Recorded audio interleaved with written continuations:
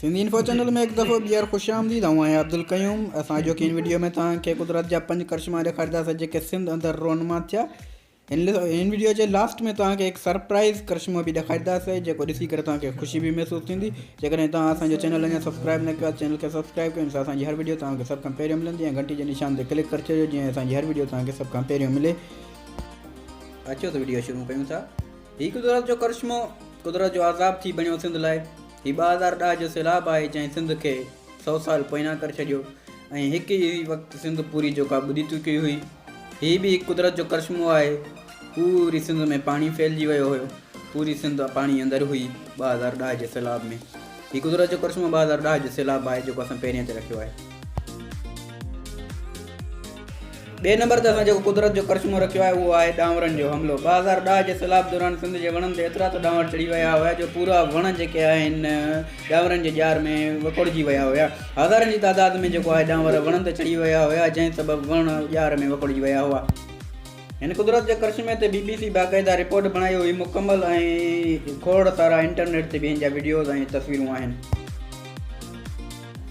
3 number ते सिंध में कुदरत जो करिश्मो जॾहिं हिकु माण्हू समुंड मां मच्छियूं पकड़णु वियो त आसमान में हुनखे हिकु अहिड़ो मंदरु नज़र आयो ॼणा झुड़ जेको आहे समुंड जे पाणी खणी रहियो आहे। हिकु लाइन अंदरि जेको आहे समुंड जो पाणी झुड़ मथे खणी रहियो आहे। हिनखे अंग्रेज़ी में वाटर स्पोर्ट्स सॾींदा आहिनि जेको कराची अंदरि वाक़ियो इहो रोनमा थियो। 4 नंबर ते जेको असां कुदरत जो करिश्मो रखियो आहे उहो आहे माकड़। लखनि जी तादाद में हज़ारनि जी तादाद में माण्हुनि ॾिठो त सिंध अंदरि माकड़ आई जंहिं माण्हुनि जा फसल बि खाधा ऐं नुक़सान बि पहुचायो। हीअ बि कुदरत जो करिश्मो जेको आहे सिंध अंदरि आज़ाब थी लथो ऐं कुझु शहरनि या ज़िलनि में अञा ताईं बि माकड़ हले पई, अञा ताईं बि इहे कुदरत जो करिश्मो हले पियो। ऐं वीडियो आख़िर ताईं ॾिसिजो। तव्हांजे लाइ जेको आहे 6 नंबर ते जो कुदरत जो करिश्मो आहे उहो हिकिड़ो सरप्राइज़ आहे। तव्हांखे आख़िर में ॿुधाईंदासीं, तव्हांखे ख़ुशी थींदी। हलूं था 5 कुदरत जे करिश्मे तरफ़ कहिड़ो आहे। 5 नंबर ते जेको कुदरत जो करिश्मो सिंध अंदरि थियो उहो आहे वेल मच्छी जो लाश। हीअ हिकु तमामु वॾी मच्छी थींदी आहे।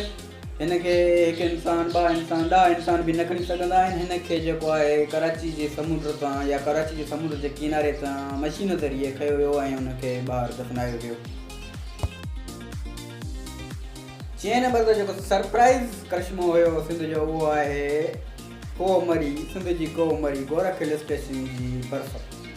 हूअं त सिंध तमामु गर्म आहे, पूरी दुनिया में सिंध सूबो तमामु गर्म आहे, लेकिन सिंध जो हिकु अहिड़ो बि इलाइक़ो आहे थधो जिते सियारे अंदरि बर्फ़ बि किरंदी आहे, उहो आहे गोरख हिल स्टेशन। हीअ हिकु ख़ूबसूरत कुदरत जो करिश्मो आहे जेको सिंध अंदरि थिए थो।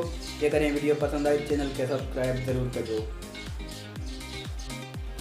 वीडियो खे लाइक ज़रूरु कजो, चैनल खे सब्सक्राइब करियो। हिन चैनल ते तव्हांखे रोज़ाना जी बुनियाद ते का न का दिलचस्प मालूमात ॾिनी वेंदी आहे ऐं तव्हांखे कारोबारी आइडिया बि ॾिना वेंदा आहिनि। घणो कुझु सेखारियो वेंदो आहे। चैनल खे सब्सक्राइब कयो। जेकॾहिं वीडियो पसंदि आई त लाइक कयो।